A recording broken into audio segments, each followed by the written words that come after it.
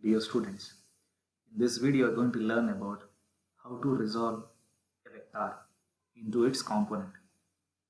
So the topic is resolution of vectors. The process of splitting up a vector into two or more components is known as resolution of a vector. So the vectors into which a given vector is split are called component vectors. The component of a vector in a given direction gives the measure of the effect of the vector in that direction. Rectangular resolution of a vector in a plane.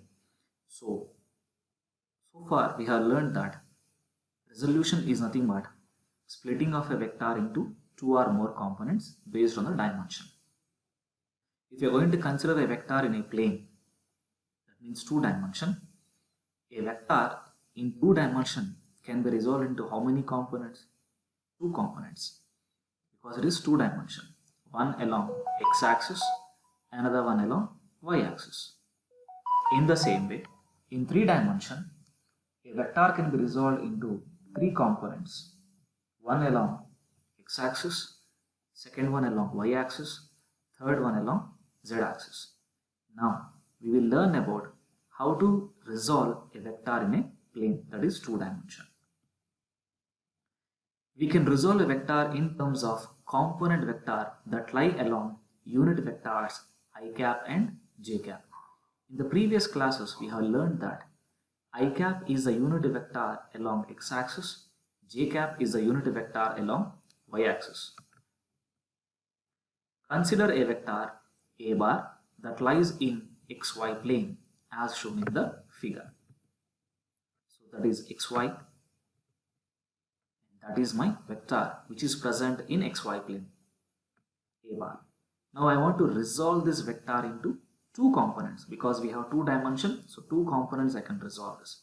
How to resolve?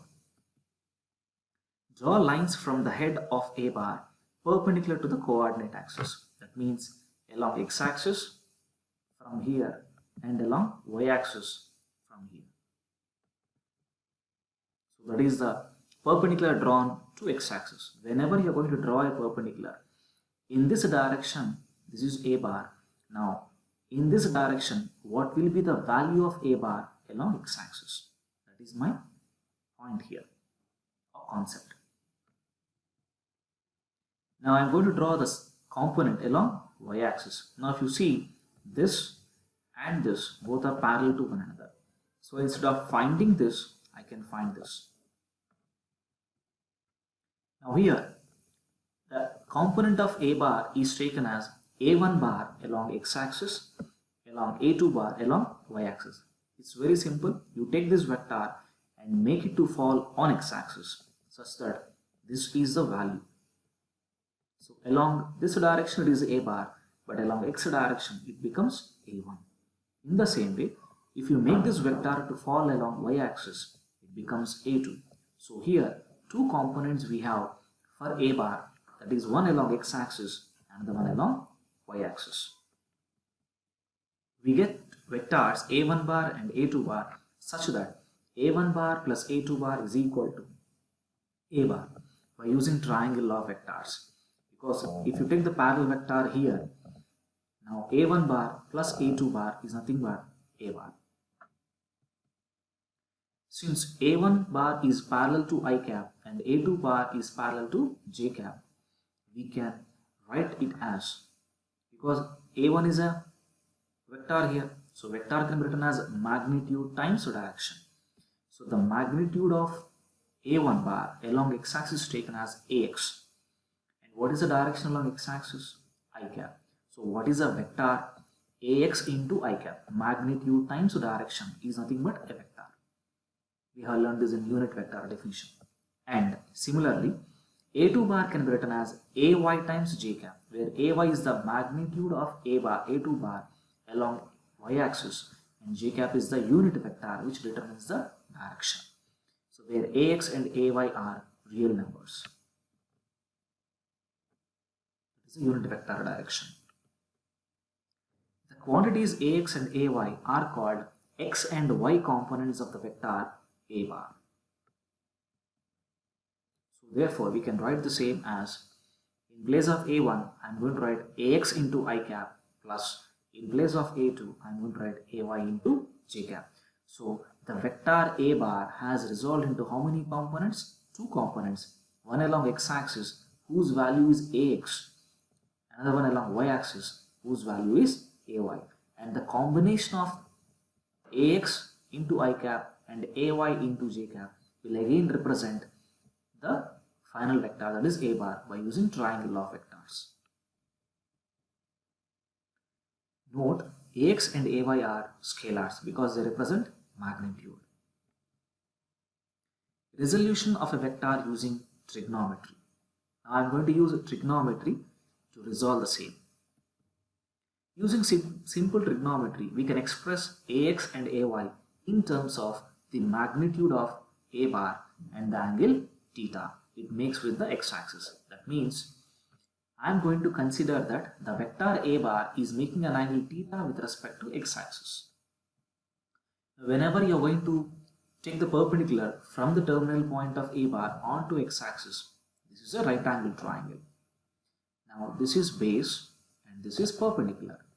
The relation between base and hypotenuse is given by cos theta, and the relation between perpendicular and hypotenuse is given by sin theta. So ax is nothing but a cos theta because it is base and this is hypotenuse. So base is nothing but cos theta times hypotenuse. So a cos theta. Similarly, ay is nothing but a sin theta because perpendicular is nothing but what? Sin theta times hypotenuse. So a component of a vector can be positive, negative or 0 depending upon the value of theta, that is the angle made by the vector with respect to x-axis. Now we have two ways to specify a vector in a plane. It can be specified by its magnitude a and the direction theta it makes with x-axis, or its components ax and ay. If a and theta are given, then ax and ay can be obtained using the above equation, that is this equation. Ax equal to a cos theta and ay equal to a sin theta. If ax and ay are given, a and theta can be obtained as follows. So ax square plus ay square is equal to a square cos square theta plus a square sin square theta, which is equal to a square. You may have a doubt, sir, how did you find this? Because it is a right angle triangle. So base square plus perpendicular square is nothing but hypotenuse square. So I applied the relation here, where ax is nothing but a cos theta, ay is nothing but a sin theta. If you take a square common here, cos square plus sin square theta is nothing but 1. So it becomes a square by using Pythagoras theorem. Or a equal to root over ax square plus ay square, which represents the magnitude of the vector a bar. Now, to determine the direction, we are going to use tan theta because I want the direction of hypotenuse. If theta changes, the direction of a bar changes. Either it can be towards x-axis or away from x-axis. So the tan theta is nothing but perpendicular by base, so which is ay by ax. So the magnitude of a vector in 2 dimensions can be determined by using this formula, a equal to root over ax square plus ay square, and direction can be determined by using the formula tan theta equal to ay by ax, or theta equal to tan inverse ay by ax.